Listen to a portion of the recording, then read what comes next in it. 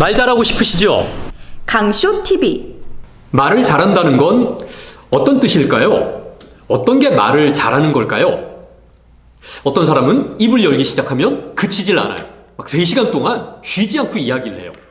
그게 말을 잘하는 걸까요? 저 친구하고 얘기하면 늘 즐겁다. 늘 재밌다.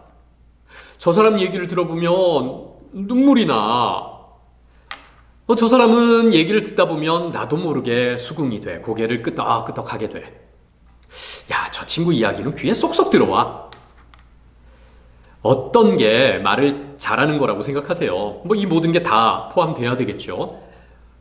근데 제 생각에는요, 말을 끊임없이 길게 하는 건 그건 말을 잘하는 건 아니라고 생각합니다. 쉬지 않고 3시간 동안, 쉬지 않고 5시간 동안 이야기를 하는 건 여러분도 조금만 연습하면 할 수 있어요. 정말 어려운 건 3시간 동안 이야기할 걸 10분 안에 끝내는 거. 그게 진짜 어렵습니다. 그러니까 말을 정말 잘하게 되면 말을 많이 안 해도 돼요. 길게 할 걸 짧게 할 수 있는 능력이 생깁니다. 그 이야기는 다음에 할게요. 그리고 어떤 사람하고 얘기했더니 너무 즐겁다. 굉장히 엔터테이너적인 감성이 있는 거죠. 어떤 사람의 이야기를 들으니까 귀에 쏙쏙쏙쏙 들어온다. 발음과 발성이 좋은 겁니다. 나도 모르게 고개를 끄덕이고 이해를 하고 수긍을 하게 돼. 이성적으로, 논리적으로 말을 잘하는 거고요. 나도 모르게 눈물이 나네. 감성적으로 이야기를 잘하는 거죠. 이 모든 것들이 다 들어가야 됩니다. 그래야 말을 잘하게 돼요. 제가 말로 먹고 사는 사람으로서 제가 추구하는, 제가 생각하는 그 가장 궁극적인 말하기, 그러니까 말하기의 어떤 최고봉이라고 할 수 있는 건 말로 사람을 조종하는 거예요. 빠져든다, 레드선? 뭐 이런 게 아니고요. 그러니까 내가 말하는 대로 다른 사람이 움직일 수 있도록 하는, 그게 설득입니다. 설득이라는 말은 참 많이 들어봤는데 설득의 진짜 의미는요, 내가 말하는 대로 다른 사람이 움직이는 거예요. 그래서 말을 잘하게 되면 훨씬 더 돈을 잘 벌게 돼요. 물건을 잘 팔게 되거든요. 그리고 말을 잘하게 되면 투자를 더 잘 받게 돼요. 말을 잘하게 되면 프로젝트를 더 많이 수주하게 됩니다. 그리고 필요에 따라서는 돈을 빌려야 할 때 훨씬 더 쉽게 돈을 빌릴 수도 있고요. 그래서 말을 잘하게 되면 인생이 쉬워지고 말을 잘하게 되면 훨씬 더 돈을 잘 벌게 된다. 그건 꼭 기억하셨으면 좋겠어요. 자, 그러면 오늘도 말을 잘하게 되는 법에 대해서 이야기를 나눠보겠습니다. 지난 영상에서는 말하기의 선행학습으로 읽기에 대해서 말씀을 드렸죠. 많이 읽고 계세요? 눈에 들어오는 건 그냥 무조건 소리를 내서 읽는 연습을 하는 것이 중요합니다. 책도 중요하고요. 뭐 휴대폰이든 인터넷이든 길에 걸어 다니면서 보이는 활자들 있잖아요. 간판이라든가 광고판이라든가 무조건 한 번씩 읽어보세요.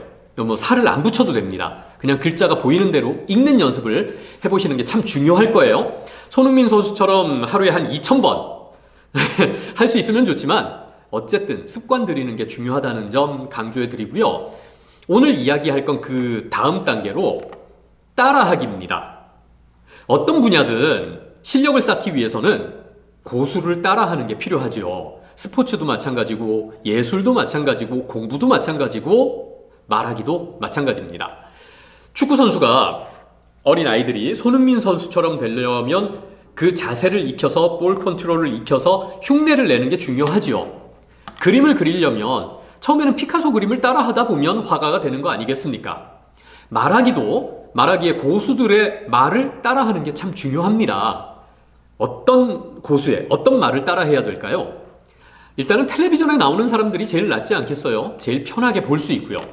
그래서 텔레비전을 보실 때요, 그냥 재밌네, 이렇게 보지 마시고요. 텔레비전에 나오는 사람들이 하는 말을 따라해 보세요. 그때그때 문장을 통째로 따라하는 게 중요합니다. 그리고 제가 권해드리는 건 첫 번째는 뉴스를 따라하기를 권해드리겠습니다. 왜냐하면 뉴스에 나오는 스크립트, 뉴스에 나오는 말은 하나하나가 완전한 문장들이에요. 그리고 그 뉴스를 진행하는 앵커들은 발음과 발성, 그리고 자세, 이 모든 것들이 굉장히 훈련이 된 사람들입니다. 그래서 뉴스 앵커들이 하는 뉴스 원고를, 그 뉴스 멘트를 따라하는 훈련을 하시다 보면 굉장히 많이 늘게 되실 거예요. 물론 제가 처음에 말씀드렸던 읽기하고 이 뉴스 따라하기를 하다 보면 부작용도 있습니다. 그게 뭐냐면 이것들은 기본적으로 문어체의 바탕을 두고 있기 때문에 우리처럼 말을 하기 위한, 말을 한다는 건 구어체를 구사하는 거거든요. 좀 차이가 있어요. 문어체하고 구어체의 차이가 조금 있습니다. 왜 학교에서 이런 말 들어보셨어요? 뭔가 이야기를 하는, 발표를 하는데 교수님이나 선생님이 너는 왜 책을 읽고 있니? 그 얘기는 여러분이 발표를 문어체로 하는 거예요. 근데 우리는 말을 하는 거기 때문에 구어체로 해야 됩니다. 문어체와 구어체, 그 차이와 구어체를 구사하는 방법에 대해서는 다음에 자세하게 이야기를 해보겠습니다. 아직은 그 단계까지 가지 않기 때문에 뉴스를 따라하는 게 엄청나게 도움이 돼요.